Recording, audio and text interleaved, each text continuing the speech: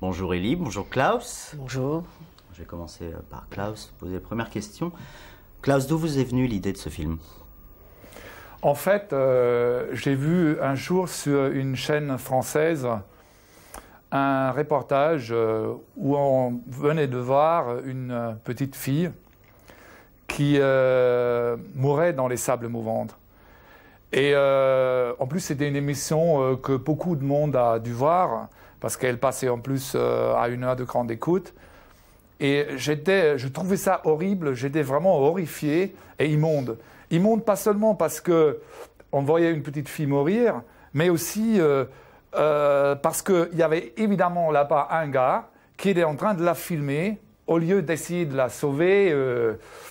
Et j'étais aussi horrifié par le fait que moi, j'étais en train de regarder ces images et j'étais comme scotché à la télé. Et puis, un tout petit peu plus tard, j'ai vu un documentaire et dans lequel j'ai constaté que maintenant, on avait fait de cette horreur-là une profession. C'est-à-dire, aux États-Unis, il y a maintenant des gens qui vivent, qui gagnent leur vie en filmant et en traquant des images de ce genre. Et voilà, là, je me suis dit, il faut faire quelque chose, il faudrait prendre ça comme sujet d'un film. Regarde, il y a deux choses. Il y a des gens qui vivent en traquant des images de ce genre, pour les snuff movies, ce qu'on appelle les snuff movies. Il y a également la télévision qui, notamment aux États-Unis, de plus en plus en Europe, diffuse ce genre d'images dans les 20 heures. Tout à fait. Alors, il faut quand même faire la différence, je voulais juste rajouter ça, entre snuff movie et ce qu'on appelle plutôt dans le cas des Stringer reality shows. Parce qu'un snuff movie, c'est carrément un assassinat en direct, souvent avec rapport sexuel d'une personne. Donc c'est vraiment quelque chose de criminel parce que c'est une mise en scène qui en fait se termine avec la mort réelle d'un être humain. Tandis que ce qu'ils font les Stringers, ce qu'on fait dans les reality shows, on devient tout simplement voyeur d'un vrai crime ou de quelque chose, d'une atrocité, d'un fait horrible.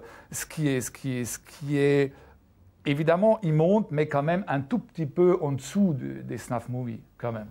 Alors justement, qu'est-ce que c'est qu'un stringer? C'est un voyeur? Non. Un stringer, en fait, c'est une nouvelle race de chasseurs d'images qu'on trouve dans les grandes villes américaines.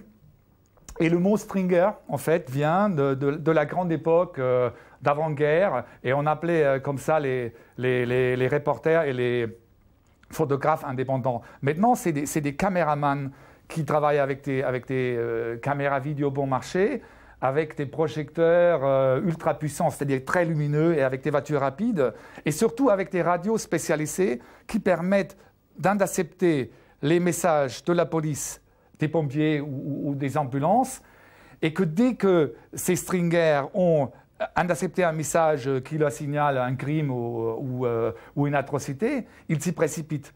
Et puis l'enjeu, c'est d'arriver le plus rapidement sur les lieux du crime pour pouvoir filmer des victimes agonissantes ou même un tueur en train d'achever une victime. Et puis après, ils s'appellent les télévisions locales. Si les images leur plaisent, ils remontent tout de suite dans leur voiture, ils leur amènent les images, et les images sont en fait après directement, immédiatement presque diffusées après. Alors ce phénomène, comme vous l'avez souligné, vient des États-Unis. C'est pour ça que vous avez choisi de tourner à New York? Tout à fait. J'ai choisi ça parce que c'est un phénomène pour l'instant propre aux États-Unis. Et New York, en fait, j'ai choisi parce qu'il fallait une grande ville. Parce que les Stringers, ils s'agissent dans les très grandes villes. Alors, il y avait une grande ville qui s'imposait. J'aurais pu aussi tourner à Los Angeles, par exemple. C'est pour ça. Okay. Est-ce qu'il y a d'autres films qui vous ont inspiré pour faire ce film? Pour faire ce film, en fait, il n'y a pas de film de fiction qui m'ont inspiré. Il y a un documentaire de Yves Eudes qui s'appelle Sur les Stringers, qui s'appelle Vidéo Vautour, qui m'a inspiré. Quels sont vos réalisateurs préférés? En fait, j'ai une vidéothèque de 800 films. Et je ne sais toujours pas quoi répondre quand on me demande mes réalisateurs préférés, parce que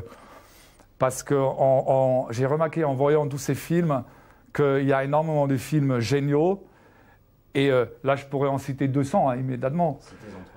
Par exemple, il y a Alien, je vais citer 3 types très différents. Je peux citer Eclipse de Michelangelo Antonioni, qui est diamétralement opposé. Et je cite Reservoir Dogs de Tarantino, par exemple. Et il y a des réalisateurs aussi derrière tous ces films.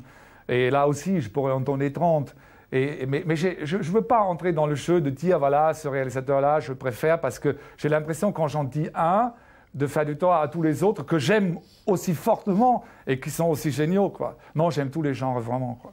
En ce qui concerne les acteurs, là, vous avez passé la barre très haut en tournant avec Elise Moon. Oui. Avec quel autre acteur aimeriez-vous tourner? Là, de nouveau, je ne vois pas les choses comme ça, excusez-moi, parce que moi je pense que pour chaque rôle et pour chaque film, il y a un certain nombre d'acteurs. Ah, il y a toujours plusieurs acteurs, il ne faut pas se leurrer, possible. Mais pour Stringer, ce qui est important, c'est que le rôle principal devait être tenu par quelqu'un qui restait profondément humain et je dirais touchant, même dans les situations extrêmes.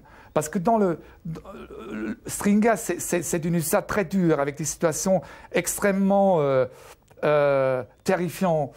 Et le message, et il n'y a pas de message, j'aime pas le mot message, mais le fond du film, c'est de dire au spectateur que le personnage principal est victime et n'est pas un monstre. Et c'est pour ça qu'il fallait quelqu'un qui est très touchant. Et j'ai fait un casting avec beaucoup d'acteurs. Et Ellie, en fait, c'était le seul qui réunissait vraiment et qui remplissait ces conditions-là. Et c'est pour ça que je l'ai fait et je ne l'ai pas regretté. Est-ce que c'est dur de maîtriser un comique comme Elise Moon sur le tournage d'un tel film? Ah, ça, par contre, c'est très, très dur. C'est absolument épouvantable.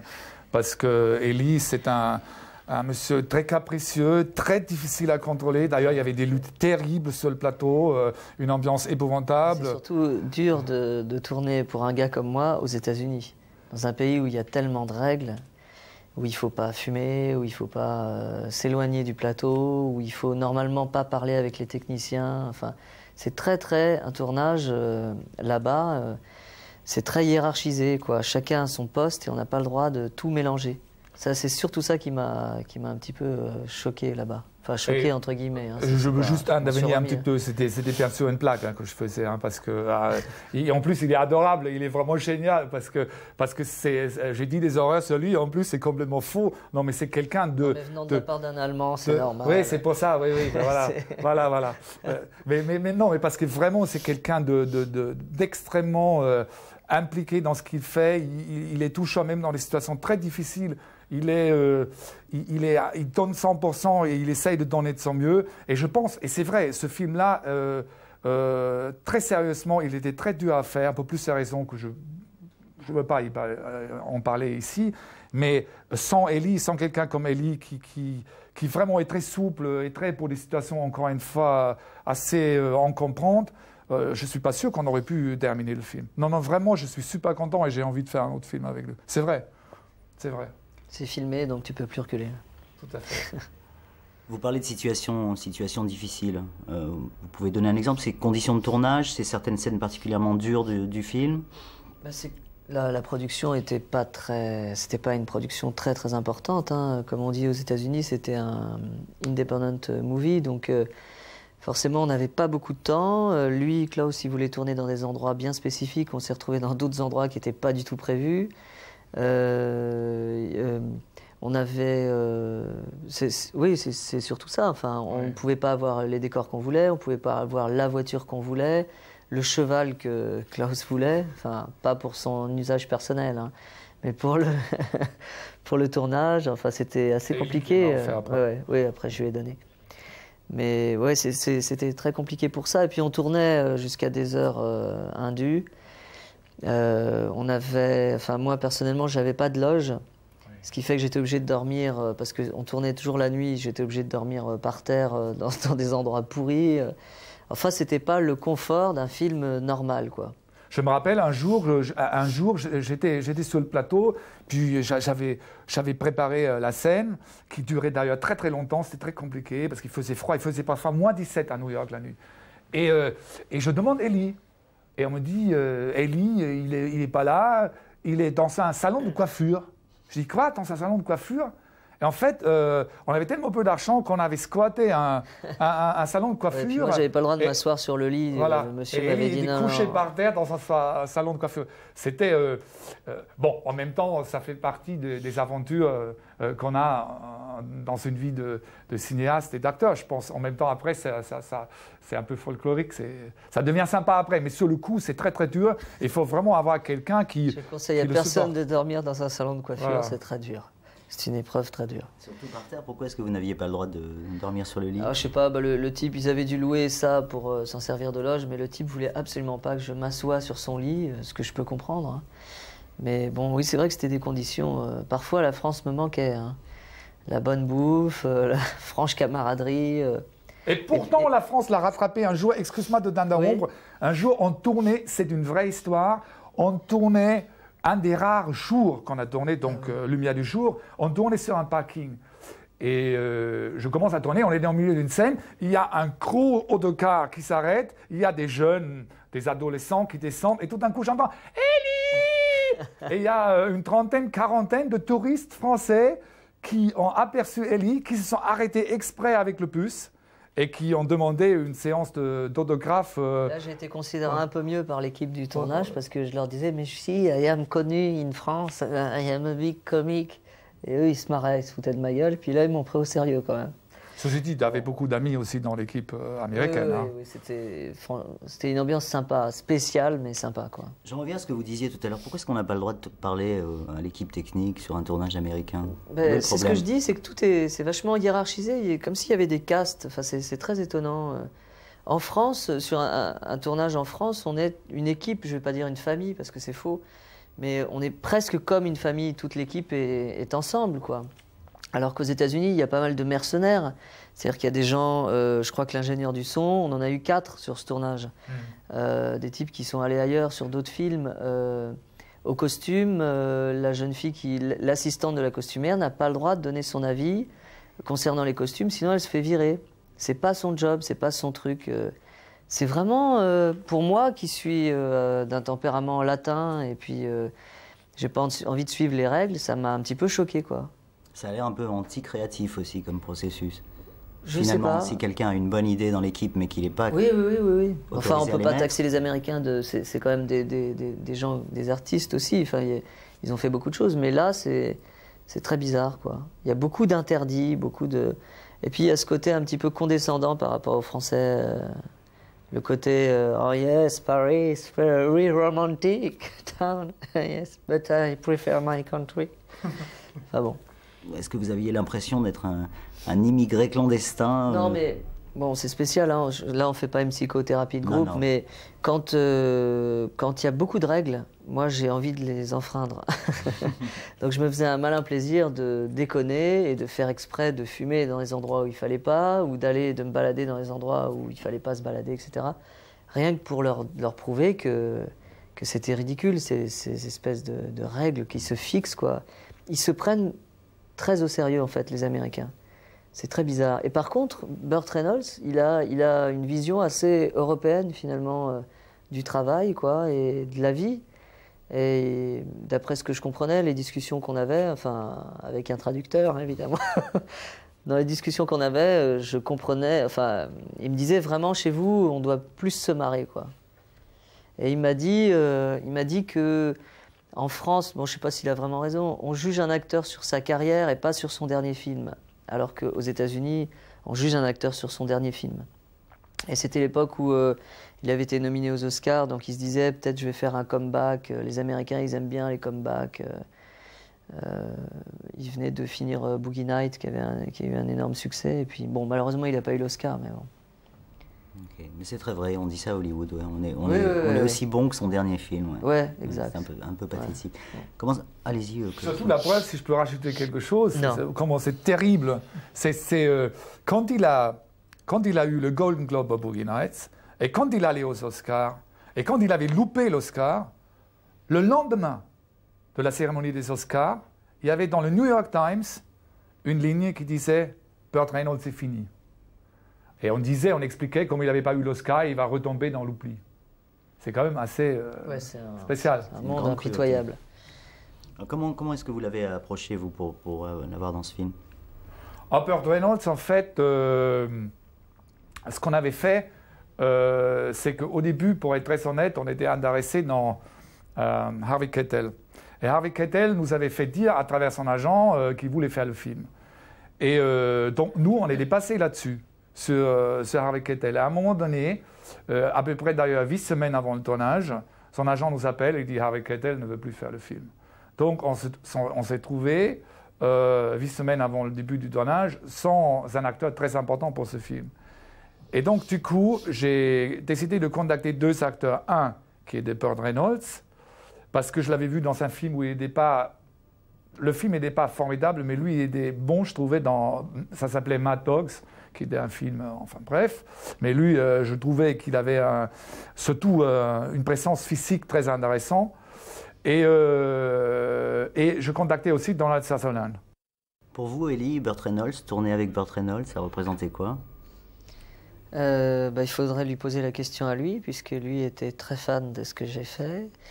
Donc il a été un petit peu impressionné par moi. Dès qu'il m'a vu arriver, il fait « Oh, Ellie Simon, the petite annonce, the comique ».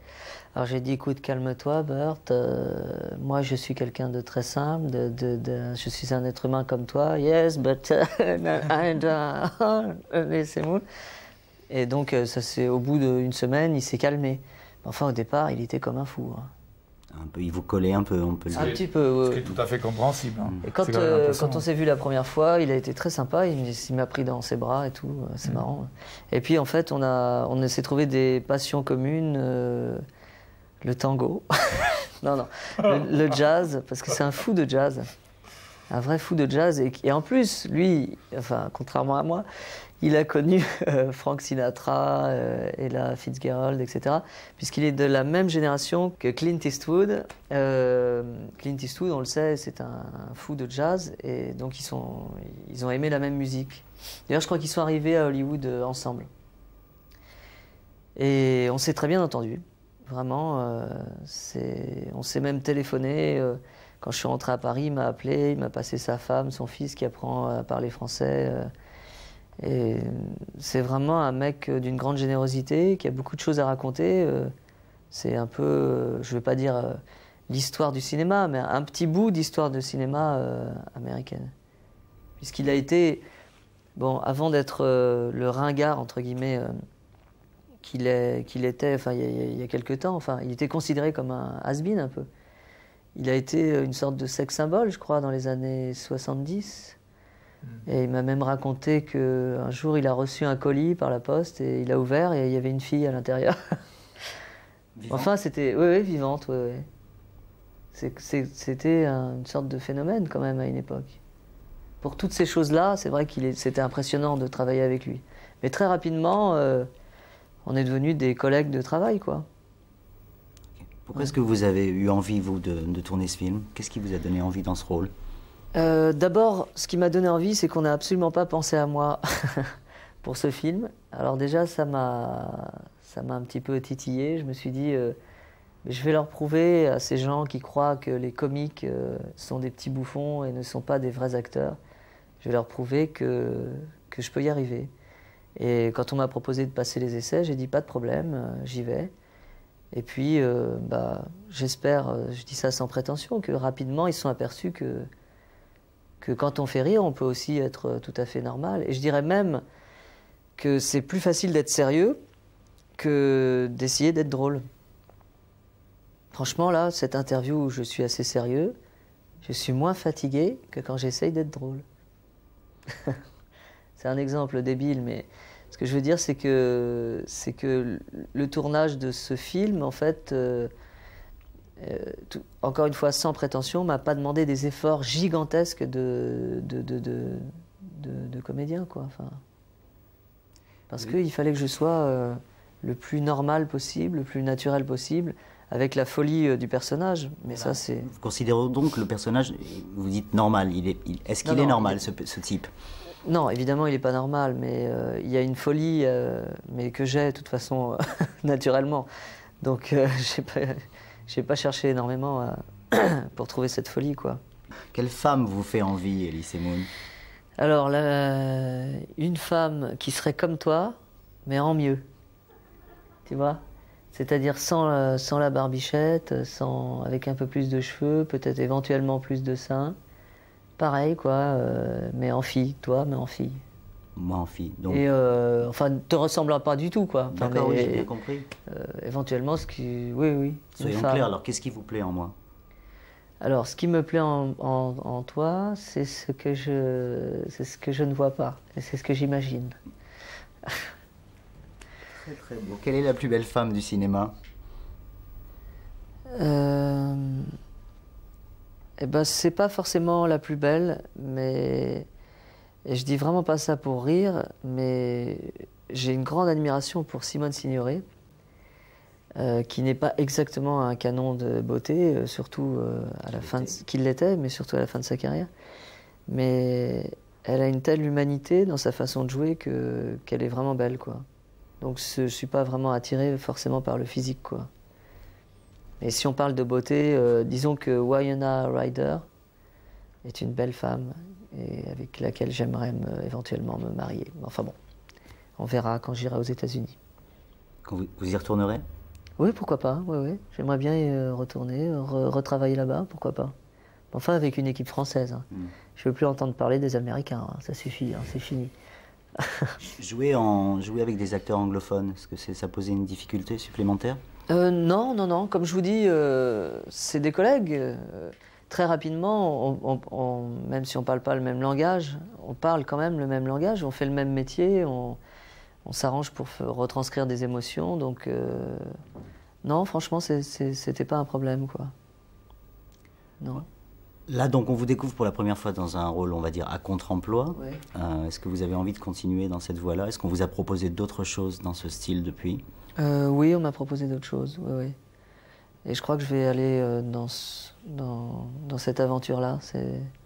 Ça m'intéresse. Quand on est comédien, a priori, on est multicarte, quoi. Enfin, on peut tout faire.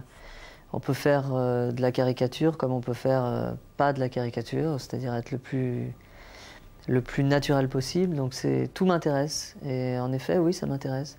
Mais à chaque fois, je suis surpris, un petit peu vexé, qu'on dise « Oh là là, vraiment, t'es un super acteur ». Tout simplement parce qu'on vous a vu dans un emploi, dans un contre-emploi. Enfin, je trouve ça bizarre, quoi. Claude, vous avez dit tout à l'heure que vous aimeriez volontiers retourner un film avec Elie. Oui. Vous avez une idée déjà? Est-ce que ce serait un film dans la même veine ou quelque chose de complètement différent? J'ai une petite idée, mais ça ne sera pas un film dans la même veine. Ça sera un film qui sera, je dirais plutôt un thriller avec un peu d'humour, mais à la Tarantino, pas du tout une comédie. Voilà. D'accord. Alors, une question qui n'est pas très gentille pour Klaus, mais je la pose quand même. Elie Semoun, avec quel autre réalisateur aimeriez-vous tourner? Je sais pas. J'aime beaucoup l'univers de Alain Corneau. Et je pense que c'est un bon directeur d'acteur. Je sais pas pourquoi, je le sens comme ça. J'aime bien Francis Weber aussi, parce que je crois qu'il il a une grande précision dans la direction d'acteur. J'aime beaucoup Laetitia Masson. Voilà, des gens comme ça. Tavernier aussi, Patrice Lecomte. Ouais, des gens comme ça. Mais bon, enfin, voilà, c'est ça. Enfin, c'est pas une petite annonce pour trouver un travail. Hein. Enfin, si je travaille pas avec eux, c'est pas grave. Hein. Et là, je crois que les gens ont envie de regarder le film maintenant. Au revoir. Au revoir. C'est bon, là, il y a ce qu'il faut. De toute façon, ça vous suffit. Ils sont morts? Ils nous répondent plus, en fait. Ils sont partis déjeuner. Ils sont partis déjeuner. Ils sont endormis, les gars. Et vous allez mettre...